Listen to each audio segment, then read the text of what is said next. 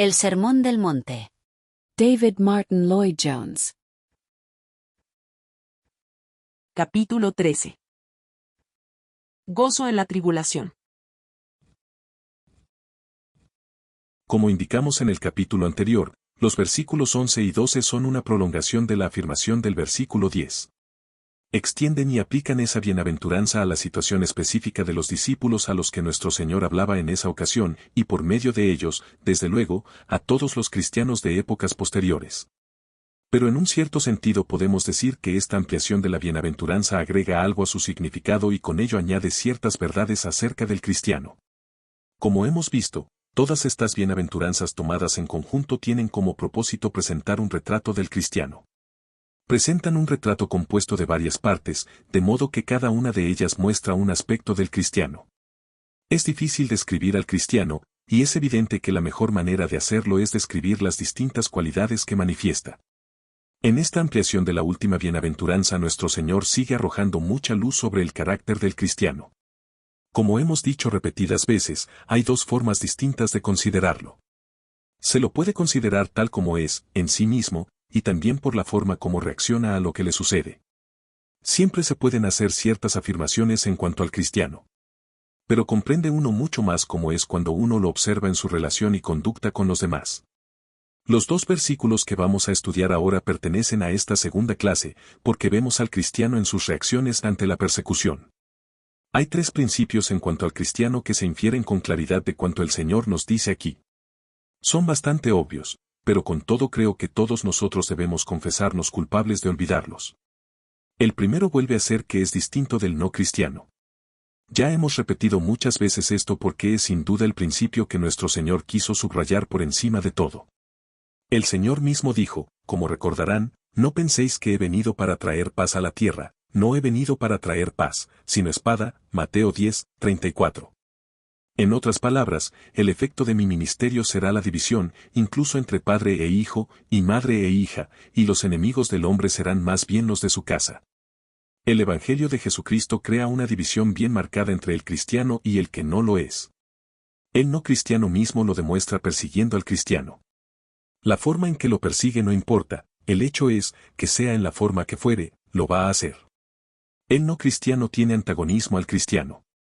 Por esto, como vimos en el capítulo anterior, la última bienaventuranza es una piedra de toque tan sutil y profundo del cristiano.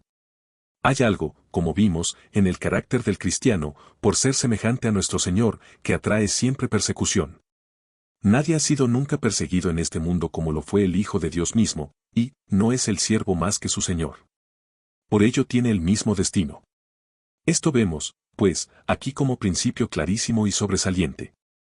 El no cristiano tiende a burlarse, perseguir y a decir toda clase de falsedades en contra del cristiano. ¿Por qué? Porque es básicamente diferente, y el no cristiano lo ve. El cristiano no es como los demás solo que con alguna diferencia mínima. Es esencialmente diferente, tiene una naturaleza diferente y es un hombre diferente. El segundo principio es que la vida del cristiano la domina y dirige Jesucristo, la lealtad a Jesucristo, la preocupación por hacerlo todo por Cristo. Bienaventurados sois cuando por mi causa os vituperen y os persigan, y digan toda clase de mal contra vosotros, mintiendo. ¿Por qué se les persigue? Porque viven por Cristo. De esto deduzco que el objetivo todo del cristiano debería ser vivir por Cristo y ya no por sí mismo. La gente anda en desacuerdo y se persiguen unos a otros, incluso cuando no son cristianos, pero no es por Cristo. Lo peculiar en el caso de la persecución del cristiano es que es, por causa de Cristo. La vida del cristiano debería dominarla y dirigirla siempre el Señor Jesucristo y el pensamiento de que será agradable a sus ojos. Esto se encuentra en todo el Nuevo Testamento. El cristiano, por ser hombre nuevo, por haber recibido una vida nueva de Cristo, por haberse dado cuenta de que se lo debe todo a Cristo y a su obra, se dice a sí mismo, no me pertenezco, he sido comprado a gran costo. Por ello quiere vivir toda la vida para gloria de aquel que murió por él, que lo compró y resucitó. Por esto desea entregárselo todo, cuerpo, alma y espíritu, a Cristo. Creo que estarán de acuerdo en que esto es algo que no solo lo enseñó nuestro Señor, las cartas del Nuevo Testamento lo subrayan a cada paso.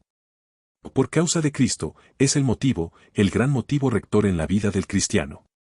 Esto nos distingue de los demás y nos ofrece una prueba adecuada para nuestra profesión de la fe cristiana. Si somos cristianos de verdad, nuestro deseo debe ser, por mucho que fallemos en la práctica, vivir para Cristo, glorificar su nombre, vivir para glorificarlo.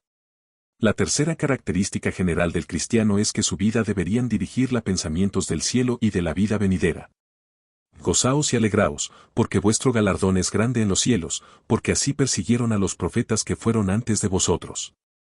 Otra vez estamos frente a algo que forma parte de la trama y urdimbre de la enseñanza del Nuevo Testamento. Es algo vital y que de hecho se encuentra en otros pasajes. Pasemos revista a ese maravilloso resumen del Antiguo Testamento en Hebreos 11. Contemplemos esos hombres, dice el autor, esos héroes de la fe. ¿Cuál fue su secreto? Fue solo que dijeron, no tenemos aquí ciudad permanente, sino que buscamos la porvenir. Fueron todos hombres que buscaban la ciudad que tiene fundamentos, cuyo arquitecto y constructor es Dios. Este es el secreto. Debe por tanto ser parte esencial del distintivo del cristiano, como se nos recuerda aquí. Volvemos a ver esta diferencia obvia entre el cristiano y el que no lo es. El no cristiano hace todo lo posible por no pensar en el mundo venidero. Esta es la raíz del afán de placeres de nuestros días. Es una gran conspiración y esfuerzo por dejar de pensar, y sobre todo por no pensar en la muerte y en el mundo venidero. Esto es típico del no cristiano, no hay nada que odie tanto como hablar de la muerte y de la eternidad. Pero el cristiano, por otra parte, es alguien que piensa mucho acerca de estas cosas, y les dedica tiempo, son los grandes principios rectores en toda su vida y perspectiva. Veamos ahora cómo se ilustran estos principios en función de la forma en que el cristiano se enfrenta con la persecución. Así lo presenta nuestro Señor. Hace 3 afirmaciones concretas. Al considerarlas en conjunto, recordemos una vez más que estos versículos se aplican solo a los que de verdad son perseguidos por causa de Cristo y no por alguna otra razón. Nuestro Señor lo consideraba tan importante que lo repitió. Las bendiciones de la vida cristiana se prometen solo a los que obedecen las condiciones, y a cada promesa va siempre vinculada una condición.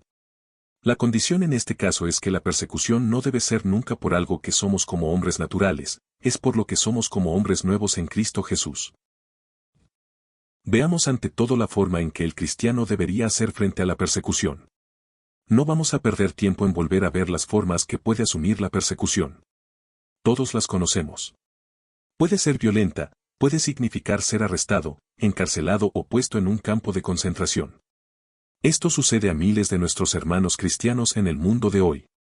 Puede tomar la forma de personas a quienes se da muerte de un tiro o de alguna otra manera. Puede tomar la forma de alguien que pierde el puesto que ocupa. Se puede manifestar en bromas, burlas o risitas cuando entra en la habitación. Puede tomar la forma de una campaña de chismes. No tienen fin las formas en que el perseguido puede sufrir. Pero no es esto lo que importa. Lo que sí importa es la forma en que el cristiano se enfrenta a todo esto. Nuestro Señor nos dice en este pasaje cómo hemos de hacerlo. Digámoslo primero en forma negativa. El cristiano no debe desquitarse. Es muy difícil no hacerlo, más difícil para unos que para otros. Pero nuestro Señor no lo hizo, y nosotros sus seguidores hemos de ser como Él. Por esto debemos soportar la ira sin contestar. Desquitarse es ser como el hombre natural quien siempre contesta, por naturaleza tiene el instinto de autopreservación y el deseo de vengarse. Pero el cristiano es diferente en naturaleza, por esto no debe hacerlo. Además, no solo no debe desquitarse, tampoco debe sentir enojo. Esto es mucho más difícil. Lo primero que hay que hacer es controlar los actos, la respuesta en sí. Pero nuestro Señor no se contenta con esto, porque ser verdadero cristiano no es vivir en un estado de represión. Hay que ir más allá. Hay que llegar al estado en que ni siquiera le molesta a uno la persecución. Creo que todos ustedes conocen por experiencia la diferencia entre estas dos cosas. Quizás ya hace tiempo que hemos comprendido que perder el control a causa de algo, o manifestar enojo es deshonrar a nuestro Señor. Pero quizá todavía lo sentimos, y con intensidad, y nos sentimos heridos por ello y agraviados. Ahora bien, la enseñanza cristiana es que debemos ir más allá. Vemos en Filipenses, 1 como el apóstol Pablo lo había hecho. Fue un hombre muy sensible, sus cartas así lo indican, y podía sentirse muy herido. Sus sentimientos habían sido heridos, nos dice que los corintios y los gálatas y otros lo hirieron, y con todo ha llegado a un estado en que ya no se siente afectado por estas cosas. Dice que ya ni se juzga, deja el juicio a Dios. Por tanto, No debemos ni sentirnos ofendidos por lo que nos hacen. Pero debemos añadir algo, porque estas cosas son muy sutiles. Si sabemos algo de la psicología de nuestra alma y de la vida cristiana, empleando el término psicología, en su sentido verdadero y no en su sentido moderno, pervertido, debemos darnos cuenta de que hay que dar un paso más. El tercer aspecto negativo es que nunca debemos dejar que la persecución nos deprima. Después de haber conseguido las dos primeras cosas, quizá uno siente todavía que lo ocurrido lo deja a uno deprimido, triste. No la cosa en sí, quizá, pero en cierto modo se apodera del alma y el espíritu un sentido de depresión u opresión. No es que uno sienta enojo por una persona en concreto, pero uno se dice, ¿por qué debía ser así? ¿Por qué se me trata así? En consecuencia, un sentimiento de depresión parece apoderarse de la vida espiritual y se tiende a perder el rumbo de la vida cristiana. Esto es algo que nuestro Señor también censura. Lo dice en forma positiva y explícita, gozaos y alegraos. Hemos visto a menudo en el estudio de las bienaventuranzas, que muestran con más claridad que ningún otro pasaje del Nuevo Testamento la falacia y futilidad absolutas del pensar que alguien pueda hacerse cristiano con sus propios esfuerzos. Esto significa ser cristiano. Cuando uno es perseguido y anda diciendo toda clase de falsedades y maldades acerca de uno se alegra y goza. Para el hombre natural esto resulta completamente imposible. Ni siquiera puede dominar el espíritu de venganza. Mucho menos puede desprenderse del sentimiento de enojo. Pero, gozarse y alegrarse, en circunstancias tales es algo que jamás hará. A esto, sin embargo, se llama al cristiano. Nuestro Señor dice que debemos llegar a ser como Él en estos asuntos. El autor de la carta a los Hebreos lo dice en un versículo. El cual por el gozo puesto delante de él sufrió la cruz, menospreciando el oprobio. Esta es, pues, nuestra primera proposición. Hemos visto la forma en que el cristiano, en la práctica, hace frente a la persecución. Hagamos ahora otra pregunta. ¿Por qué el cristiano ha de alegrarse así, y cómo puede conseguirlo? Con esto llegamos a la médula del problema. Es obvio que el cristiano no ha de alegrarse por la persecución como tal. Más bien es algo que siempre hay que lamentar. Pero encuentra uno al leer biografías cristianas que ciertos santos se han enfrentado a la persecución en forma bien concreta. Se han alegrado en forma equivocada por la persecución como tal. Pero este fue el espíritu de los fariseos, y es algo que nunca deberíamos hacer. Si nos alegramos por la persecución en sí, si decimos, bien, me alegro y estoy muy contento de ser mejor que otros, y por esto me persiguen, de inmediato nos convertimos en fariseos. La persecución es algo que el cristiano siempre debería lamentar, debería causarle dolor que hombres y mujeres, a causa del pecado y de estar bajo el dominio de Satanás, se conduzcan en forma tan inhumana y maligna. El cristiano es, en un sentido, alguien que debe sentirse destrozado en el corazón al ver el efecto que el pecado causa en otros hasta el punto de hacer que se comporten así. Por esto nunca se alegra por el hecho de la persecución en sí. ¿Por qué, pues, se alegra de ella? ¿Por qué debería gozarse? Estas son las respuestas de nuestro Señor. La primera es que esta persecución de la que es objeto por causa de Cristo es prueba de quién es y de qué es. Gozaos y alegraos, porque vuestro galardón es grande en los cielos, porque así persiguieron a los profetas que fueron antes de vosotros. Por esto si ven que son perseguidos y que se dicen cosas malas de ustedes por causa de Cristo, saben que son como los profetas, quienes fueron siervos de Dios, y que ahora están gozando de la gloria de Dios. De esto hay que alegrarse. Esta es una de las formas en que nuestro Señor lo convierte todo en triunfo. En un sentido hace incluso al diablo causa de bendición. El diablo por medio de sus agentes persigue al cristiano y lo hace infeliz. Pero si se considera esto en una perspectiva adecuada, se encuentra razón para alegrarse, y entonces uno se dirige a Satanás para decirle, gracias, me estás demostrando que soy hijo de Dios, porque si no, nunca me perseguirías así por causa de Cristo. Santiago, en su carta, argumenta también a base de que esto es prueba del llamamiento de uno y de la condición de hijo, es algo que le asegura a uno que es hijo de Dios. O, tomemos el segundo argumento para demostrar esto. Significa, desde luego, que hemos llegado a identificarnos con Cristo. Si se dicen esas cosas malas de nosotros y somos perseguidos por causa de Cristo, debe querer decir que nuestras vidas se parecen a la de Él. Se nos trata como trataron a nuestro Señor, y por ello tenemos prueba positiva de que le pertenecemos de verdad. Como vimos, Jesucristo mismo profetizó antes de irse que esto sucedería y esta enseñanza se encuentra por todo el Nuevo Testamento. El apóstol Pablo dice, por ejemplo, a vosotros os es concedido a causa de Cristo, no solo que creáis en Él, sino también que padezcáis por Él. De modo que, cuando el cristiano es perseguido, encuentra esta segunda prueba del hecho de que es de verdad hijo de Dios. Ha dejado sentado qué es y quién es, y se alegra por ello. La segunda causa de la alegría y el gozo es, desde luego, que esta persecución también prueba a dónde vamos. Gozaos y alegraos. ¿Por qué? Porque vuestro galardón es grande en los cielos. Este es uno de estos grandes principios básicos que se encuentran a lo largo de la Biblia. Es esta consideración del fin, del destino último. Si le sucede esto, dice Cristo de hecho, no es más que la señal indiscutible del hecho de que están destinados para los cielos. Significa que llevan una etiqueta, significa que su destino último está fijado. Con su persecución el mundo les dice que no le pertenecen a Él, que son personas aparte, pertenecen a otro reino, con lo que demuestran el hecho de que van al cielo. Y esto, según Cristo, es algo que siempre nos hace gozarnos y alegrarnos.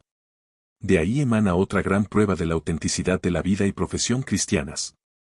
Como ya he indicado, lo que nos preguntamos es si eso hace alegrarnos o no, si esta prueba, que el mundo nos da, de que vamos al cielo y hacia Dios, es algo que nos llena verdaderamente de esta sensación de expectación gozosa.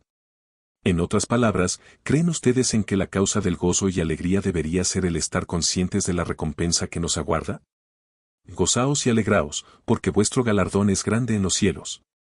Digámoslo de otro modo. Según este argumento, todo lo que me sucede debería verlo desde un punto de vista basado en estas tres cosas: darme cuenta de quién soy, conciencia de a dónde voy, y conocimiento de lo que me espera cuando llegue allá. Este argumento se encuentra en muchos pasajes de la Escritura. El apóstol Pablo una vez lo expresó así: porque esta leve tribulación momentánea produce en nosotros un cada vez más excelente y eterno peso de gloria, no mirando nosotros las cosas que se ven, sino las que no se ven. Pues las cosas que se ven son temporales, pero las que no se ven son eternas. 2 Corintios 4, 17 y 18. El cristiano siempre debería considerar esto. Examinemos ciertas objeciones. Algunos quizá pregunten, ¿es adecuado que el cristiano piense en esta idea de recompensa? ¿Debería dirigir los motivos del cristiano ese pensamiento referente a la recompensa que le espera en el cielo? Ustedes saben que hubo la tendencia, sobre todo a comienzos de este siglo, ahora ya no se suele oír tanto, a decir, no me gustan estas ideas de buscar recompensa y de temer el castigo. Creo que habría que vivir la vida cristiana por sí misma. Esas personas dicen que no se interesan por el cielo ni el infierno, lo que les interesa es esa vida maravillosa del cristianismo. Recordarán que solían contar la historia de una mujer de un país oriental a la que se veía con un cubo de agua en una mano y un cubo de combustible con brasas ardiendo en la otra. Alguien le preguntó qué iba a hacer, y contestó que iba a apagar el fuego del infierno con uno y a incendiar el cielo con el otro.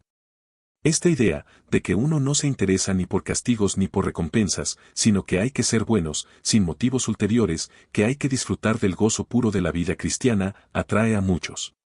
Ahora, estas personas se consideran cristianos excepcionales. Pero les contestamos que su actitud no es bíblica, y toda enseñanza que no se basa en la Biblia es errónea, por muy atractiva que sea. Todo lo que se enseña hay que someterlo a la prueba de la Escritura, y en este caso la hallamos en este versículo: gozaos y alegraos, porque vuestro galardón es grande en los cielos. ¿No nos dice acaso el autor de Hebreos? Como ya se lo he recordado, que Cristo sufrió la cruz y menospreció el oprobio, por el gozo puesto delante de él? Soportó tanto por tener los ojos puestos en lo que le aguardaba. Lo mismo encontramos en muchos otros pasajes. El apóstol Pablo dice en 1 Corintios 3 que lo que dirigió toda su vida, y sobre todo su ministerio, fue el hecho de que en el día venidero la obra del hombre, el fuego la probará. Tengo mucho cuidado de edificar en este único fundamento, dice, de hecho, ya sea que edifique con madera, heno, hojarasca, o metales preciosos. Llegará el día que lo revele. La obra del hombre será juzgada y todo hombre recibirá recompensa según la misma. Vea 1 Corintios 3. Versos 10 al 15. La recompensa fue muy importante en la vida de este hombre. Y en 2 Corintios 5 escribe, es necesario que todos nosotros comparezcamos ante el tribunal de Cristo, para que cada uno reciba según lo que haya hecho mientras estaba en el cuerpo, sea bueno o sea malo. Conociendo, pues, el temor del Señor, persuadimos a los hombres. 2 Corintios 5. Versos 10 y 11. Y cuando, en la segunda carta a Timoteo, Pase revista a su vida, piensa en la corona que le espera, esa corona maravillosa que el Señor va a poner en sus sienes. Esta es la enseñanza bíblica. Gracias a Dios por ella. Esto se escribió para estímulo nuestro. El Evangelio no es impersonal ni inhumano.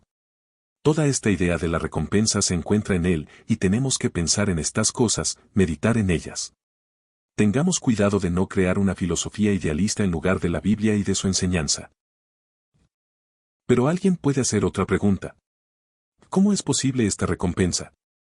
Pensaba que todo era gracia y que el hombre se salvaba por gracia. ¿Por qué hablar de recompensas? La respuesta de la Biblia parece ser que la recompensa misma proviene de la gracia. No quiere decir que merezcamos salvación. Solo quiere decir que Dios nos trata como Padre. El Padre le dice al Hijo que quiere que haga ciertas cosas y que su deber es hacerlas. También le dice que si las hace obtendrá una recompensa. No es que el Hijo merezca la recompensa. Se da por gracia, y es expresión del amor del Padre.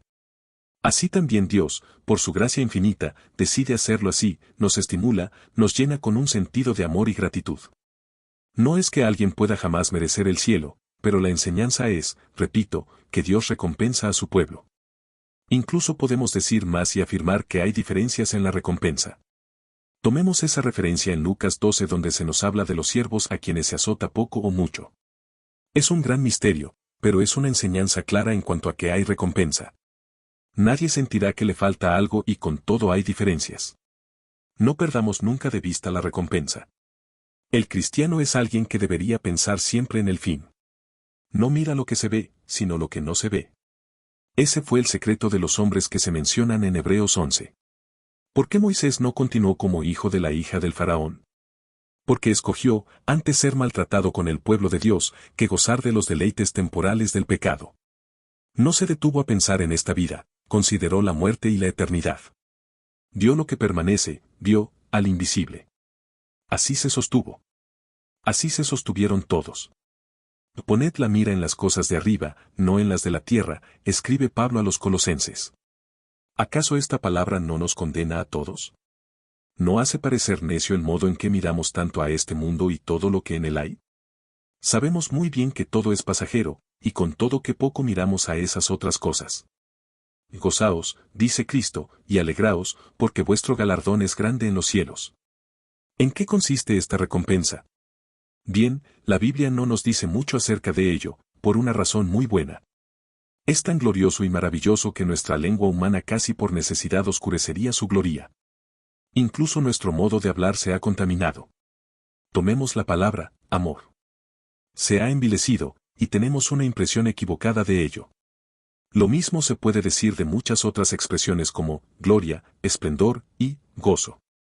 De modo que hay un sentido en que ni siquiera la Biblia nos puede hablar del cielo porque lo entenderíamos mal. Pero si nos dice algo así, veremos a Dios como es, y lo alabaremos en su gloriosa presencia. Nuestros cuerpos mismos serán transformados y glorificados, ya no habrá enfermedades ni sufrimientos. No habrá dolor ni lamentos, se secarán las lágrimas. Todo será gloria sin fin.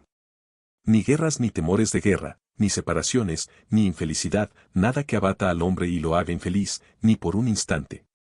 Gozo y gloria y santidad y pureza sin mezcla. Esto nos espera. Este es su destino y el mío en Cristo tan cierto como que en este momento estamos vivos. Qué necios somos en no dedicar tiempo a pensar en esto. Todos nos encaminamos a esto, si somos cristianos, a esa gloria, pureza, felicidad y gozo sorprendentes. Gozaos y alegraos. Y si la gente es áspera, cruel y maliciosa, y si se nos persigue, bien entonces debemos decirnos, son gente infeliz, hacen esto porque no lo conocen a él ni me entienden a mí. Además me demuestran que le pertenezco a él, que voy a estar con él y para compartir ese gozo con él. Por tanto, no solo no lo lamento ni quiero vengarme ni me siento deprimido, sino que me hace caer mucho más en la cuenta de la gloria que me espera. Poseo un gozo indescriptible por la gloria que me espera. Todo lo de aquí no es sino pasajero, no puede afectar esto. Por ello doy gracias a Dios, porque, como lo dice Pablo, produce en nosotros un cada vez más excelente y eterno peso de gloria. ¿Con qué frecuencia pensamos en el cielo y nos alegramos al pensar en ello? ¿Les da un sentido de temor y maravilla, y un deseo, por así decirlo, de evitarlo? Si ocurre así hasta un cierto grado, me temo que debemos declararnos culpables de vivir a un nivel muy bajo. El pensar en el cielo debería alegrarnos y gozarnos. La vida genuinamente cristiana es ser como Pablo y decir, para mí el vivir es Cristo y el morir es ganancia. ¿Por qué? Porque significa estar con Cristo, verlo y ser como Él, lo cual es mucho mejor. Pensemos más en estas cosas, dándonos cada vez más cuenta y teniendo siempre presente que si estamos en Cristo nos esperan estas cosas. Deberíamos desearlas por encima de todo. Por tanto, gozaos y alegraos, porque vuestro galardón es grande en los cielos.